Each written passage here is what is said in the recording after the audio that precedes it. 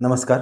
सरकारने तर ग्रस्त शेतकऱ्यांच्या मदतीसाठी वाटप हे सुरू करून 8 ते 15 दिवस झालेत आणि अद्यापही जर का तुम्ही त्या शेतकऱ्यांपैकी एक शेतकरी आहात ज्याला की एकही रुपया त्याच्या हातात आणि खात्यात मिळाला नाही.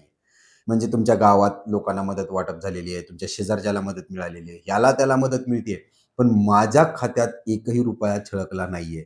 यापैकी जर का तुम्ही शेतकरी असाल, तर हा व्हिडिओ तुमच्यासाठी अत्यंत महत्त्वाचा आणि दिलासादायक ठरणार आहे. एक मार्गदर्शक टाईपमध्ये हा व्हिडिओ असणार आहे.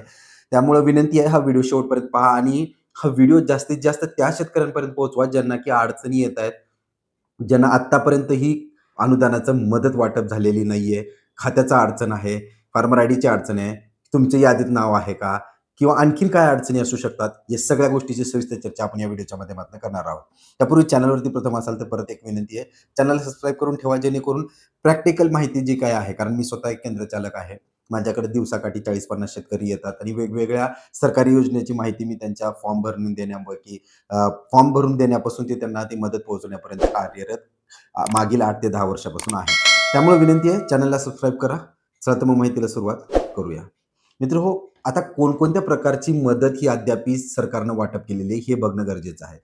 अतिवृष्टी पूर्व परिस्थितीमुळे बाधित झालेल्या शेतकऱ्यांना हेक्टरी ₹8,500 ची जी मदत आहे आणि कमाल मर्यादा 3 हेक्टरची आहे.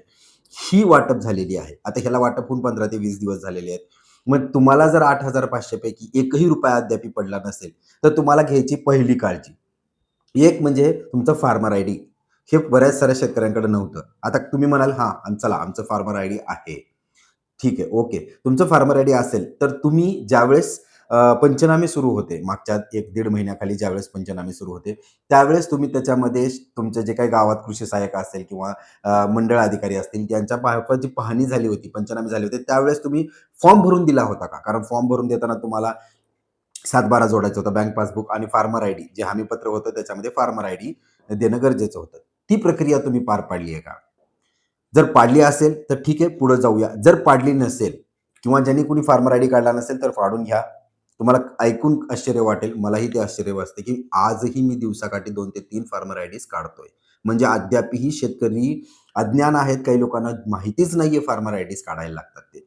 असो, जर तुमचं नाव पंचनामा यादीत असेल तर ठीक आहे, नसेल तर काय करायचंय तुम्हाला तात्काळ तलाठ्याची भेट घ्यायची.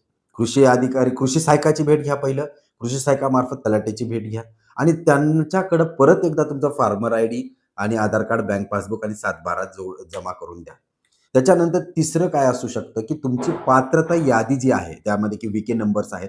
पात्रता यादीमध्ये तुमचं नाव आहे का? आता ही यादी कुठे मिळणार आहे? तर याद्या एक 28 सप्टेंबरपासून प्रकाशित करण्यात आलेल्या आहेत आणि हे तालुका तलाठ्याकडेच याद्या तुम्हाला तहसील ऑफिसलाच मिळतील.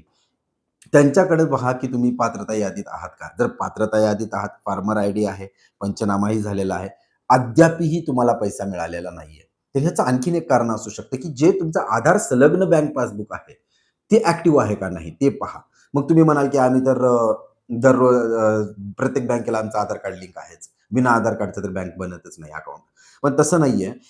जर का तुम्हाला पी-एम किसान योजना आणि नमो शेतकरी सन्मान योजनेचे खाते नियमितपणे येत आहेत आणि ते कुठल्या खात्यावरती येत आहेत, त्याच खात्यात ही पण अनुदानाची रक्कम जमा होणार आहे. ही एक संकेत आहे, ही एक मार्ग आहे तपासण्यासाठी, की तुमच्या कुठल्या खात्यावरती पैसे येतील. आता काही लोकांचे पी किसानचे हप्तेच नाहीयेत. मग त्यांनी काय करायचं? किंवा तुम्ही म्हणाल, की पी किसानचे हप्ते आलेले नाहीयेत, त्याचंही आम्हाला अडचणी येत आहेत. तर तुम्ही आधार संलग्न बँक खातं तपासा. आता ते कसं तपासायचं त्याचाही एक सविस्तर व्हिडिओच आहे, परंतु थोडक्यात सांगतो. आधार कार्ड लॉग इन करायचंय तुम्हाला किंवा तुम्ही सेतू सुविधा केंद्रावरती जा. आधार लॉग इन करून बँक सीडिंग स्टेटस हे तुम्ही बघू शकता. ते बघण्यासाठी एन-पी-सी-आय नावाचं एक वेबसाईट पण आहे, त्याच्यावरनं पण तुम्ही बघू शकता. आता इथं पण तुम्ही पास झालात, की बाबा आमचा आधार सिंक पण आहे, सगळंच आहे. पण अजूनही मला मदत का मिळाली नाही? हा जर का आणखीन तुम्हाला प्रश्न असेल, तर याचा असा आहे, की मुख्यमंत्र्यांच्या मार्फत वारंवार सांगण्यात येत आहे, ज्या प्रमाणात याद्यावरती येत आहेत, त्याच प्रमाणात मदत ही जातीये. म्हणजे मदत कुठली गेलेली आहे, की 8,500 ची मदत गेलेली आहे. त्यानंतर कुठली मदत वाटप सुरू केली आहे? कालपासून जी-आर काढण्यात आलेला आहे, 10,000 ची मदत ही वाटप होणार आहे. त्यानंतर पशुधन नुकसान जे झालंय, त्यानंतर घराची पडझड जी झाली आहे, शेतजमिनीचं जे नुकसान झालेलं आहे, आता त्याचाही जी-आर काल काढण्यात आलेला आहे. तात्काळ जी-आर काढण्यात आला आणि त्याची मदत आता लवकरच वाटप होणार आहे. त्यामुळे ह्या वेगवेगळ्या प्रकारच्या मदती ज्या आहेत, यासाठी तुम्हाला सरकारकडे ज्या प्रमाणात म्हणजे जसं-जसं याद्या जातील तसं-तसं पैशाचं वितरण होत आहे. म्हणजे पहिल्या टप्प्यात जर तुमची यादी गेली नसेल, कदाचित तेही कारण असू शकतं, की पहिल्या टप्प्यात तुमची यादी गेलेली नाहीये आणि आता दुसऱ्या-तिसऱ्या टप्प्यात जर तुमचं नाव जात असेल, तर त्यामुळे उशीर होत आहे.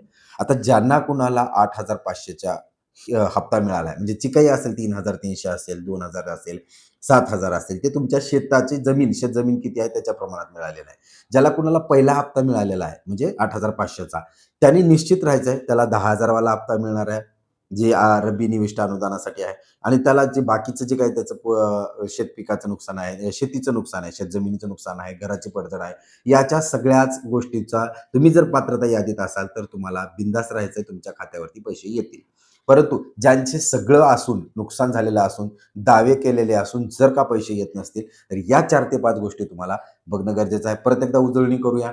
फार्मर आयडी आहे का? आहे. ओके. त्याचे तुमचं नाव यादीत गेलेलं आहे का? हे तलाट्यामार्फत पाहून घ्या.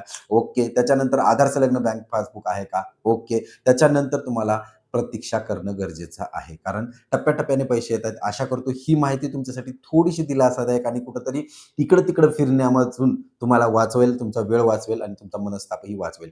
त्यामुळे विनंती आहे जास्तीत जास्त शेतकऱ्यांपर्यंत व्हिडिओ पोहोचवा आणि चॅनलला सबस्क्राईब करायला विसरू नका. धन्यवाद.